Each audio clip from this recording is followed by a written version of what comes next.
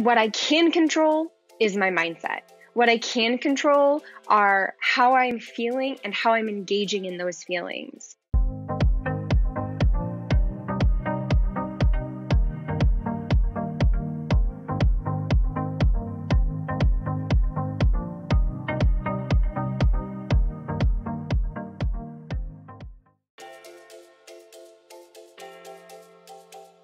So I just sat in a line for about an hour and a half trying to wait for some hand sanitizer because my husband owns a restaurant. And so we were trying to get some hand sanitizer for the restaurant. And it was an incredible local business that was a distillery company that was trying to make it for, the local community. And of course, they did everything that they could to get it out to as many people as possible. But I didn't have any control over the situation. I didn't have any control over the fact that I had to sit in a line, that I was 30 minutes early from their open time, and that I had to sit in the line and wait for another 45 minutes, and just to find out that they were sold out before I could actually get some. I can't control what is happening at the grocery stores. I can't control the virus and what is happening. But what I can control is my mindset. What I can control are how I'm feeling and how I'm engaging in those feelings. What I can control is doing my work to keep my mindset on track, to keep mental, emotional health as best that I can. And so right now, when we're all going through this very tumultuous time, we can't really control a lot. We can't control what somebody else is going to do. We can't control what, the finances are going to end up looking like. In fact, we don't know the future. And so right now we're really being tested on our sense of control and our sense of planning and our sense of figuring it out and knowing the answers and our go get it, go do it, figure it out attitude. And we're actually being asked to be with ourselves and be with our feelings and be with what's coming up. And so what is the one thing that you can control right now? You can control what's happening in here. You can control what is going on in the inside. You can control how you're going to choose to be present in this moment, because that's all we have. That's all we've ever had. And this is just really bringing it into light. And you really only have control over your self-care. At this time, all you have control over is taking care of yourself, taking care of your immediate family, and doing what you need to be safe, right? I'm here to help you get your mindset right. I want you to, of course, take care of your physical body, drink lots of water, and eat right. But you really want to start thinking about, what am I consuming? What am I consuming not only physically, but mentally and emotionally? And what is going on between my ears, right in this head area, that I can control? What is it that I can put my attention on and I can focus on to actually activate a little bit more of the ease or the grace or just the okay, everything's gonna be okayness, right? This is an activation of faith. How much faith do you have right now? How much can you surrender? And then once you feel like you've surrendered enough, surrender 10% more. So right now, I just want to give you a couple of things to really think about as you go through getting your mindset on track and getting your self-care on track. Number one, you really need to hold space for your emotions. There is a kaleidoscope of feelings that are happening right now in the world and in our families and in our life. Uncertainty, fear, overwhelm, exhaustion. Check in with your body, check in with your emotions, and hold space for what it is that you're feeling.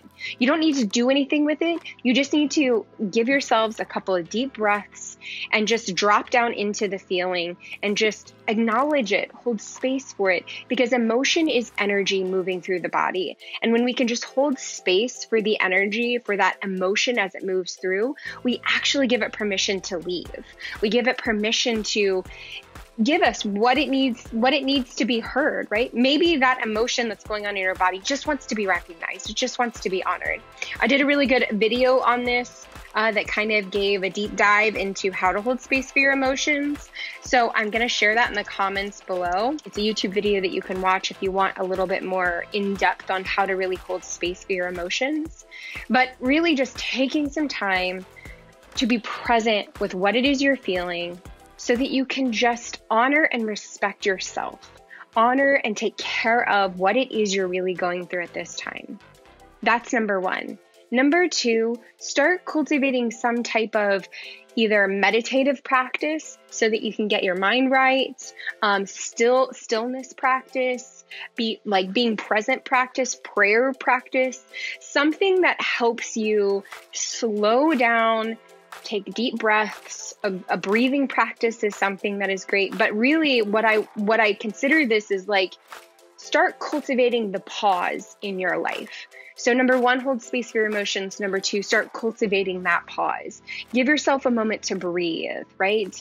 Taking deep breaths in for a count of 4, holding them for a count of 4, and then breathing out for a count of 4. It actually helps engage your nervous system to calm down. It helps your body to start releasing serotonin and actually healing your body. And so what I want you to really receive in this is, if you maybe have been putting off your meditative practice, or maybe you feel like you don't have time to do the things. Well, now you do. So find a way that you can be present in this moment. Another way that I like to really be present, especially if I'm feeling anxious or anxiety, is I will literally make myself mentally stop, put on the brakes, and I will describe in detail 10 things that are around me. So right now, sitting on my table is my permission wand. So if I was to describe this in detail, I would describe the colors of the crystals, the teal, the sparkle that's around, the texture of it, how it feels. There's like little pieces of sharpness, like in detail, senses every aspect of it. And what that does is it actually brings you into this present moment. And you can do it even while you're in the car. So if you're anxious and you're driving around and you're worried or you're concerned, just do a mental brake check, right? And drop into this moment and describe the scenery in great detail. Describe like 10 things that are around you as you're driving. And then just take a moment to breathe. This helps activate the pause. Okay, so number one, hold space for your emotion. Number two, activate the pause, whether that's meditation, prayer, or just a being present exercise. And number three is begin to reframe.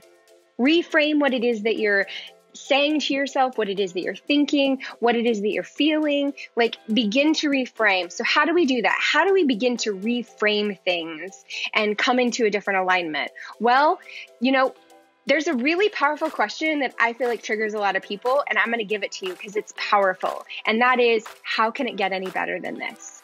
What does that do? That does two things. One, it says, now there's something in this. There's something in this for me, right? A question that I love to ask is, what is in this for me? Why is this happening for me? What is in this for me to learn and to grow into and to expand into, right? Those are reframing questions. They're reframing the situation from a place of uncertainty and worry and panic and, oh God, I don't know what, and oh, how do I handle, and I can't handle this. I don't know how to handle this. Like my kids being at home all the time, I can't take it anymore. They're driving me crazy. Let's put a reframe on that. Why is this happening for you? Is this happening for you so you can build a deeper relationship with your kids, so you can have a completely different conversation with them about how to interact with each other? This is a great time to lean into the reframe. And most people don't want to do that work. But what else do you have to do? Because if you keep operating on that old thought process and you keep going along as you always have, you're going to end up sick. You're going to end up in dis-ease. You're going to end up in more pain. So why not? Why not try just for a moment to put on the question, why is this happening for me? What is in this for me? How can it get any better than this? And see how powerful the answer on the other side is, right? And another way you can do this is to drop into your body and drop into the feeling. And when you're going through that holding space for your emotion, sometimes the reframe can happen right there, because you can ask that emotion, what is it that you want to teach me? What is it that you want to say, right? What is in this for me? So that's number 3. So number 1, hold space for your emotions. Number 2, engage the pause or initiate the pause.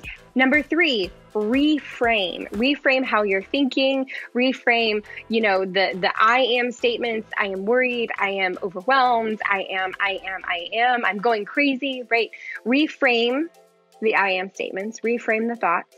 And number 4, start to activate the feeling of what it is that you want to feel. So in the reframe, it can be really powerful to say, what is it that I want to feel in this situation? Well, I want to cultivate more faith. I want to cultivate more compassion. I want to focus on kindness. I want to, actually try and help the world, right? Maybe you getting out of your own struggle and helping someone around you is actually going to be the highest level of service for you in this.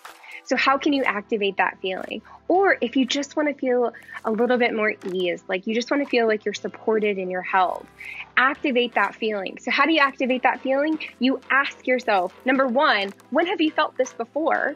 What did you do to feel it? And what is one thing, just one thing you can do right now to help activate that feeling? A really great example of this is you want to feel maybe a little bit more at peace. And feel a little bit stronger, like, okay, I got this, I can do this. And the last time you felt that was when you were at the gym and you were doing a really intense exercise, but now you can't go to the gym. So instead, why don't you find a YouTube video and do a home workout, something that pushes you to that level. You'll be doing 2 things. 1, you'll be taking care of your body and you'll be filling it with the fuel that it needs to actually help, its overall system, to help the blood flow, to help the lymphatic system. And number 2, you'll be cultivating that feeling of inner strength because you're going to push yourself into being strong and you're going to be doing an exercise that actually fills you up. So how can you activate that feeling now? What is one thing that you can do to activate that feeling? If you do these 4 steps, I guarantee you're going to be in a different state of mind.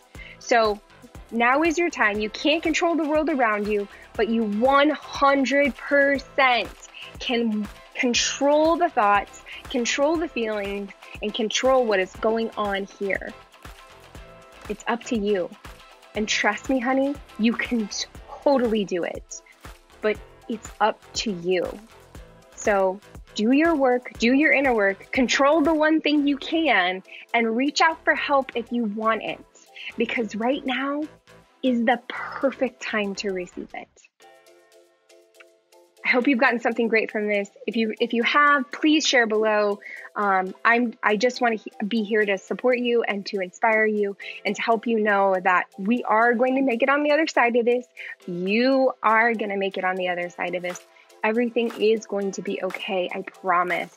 And when you do your inner work, everything works out 100 times better.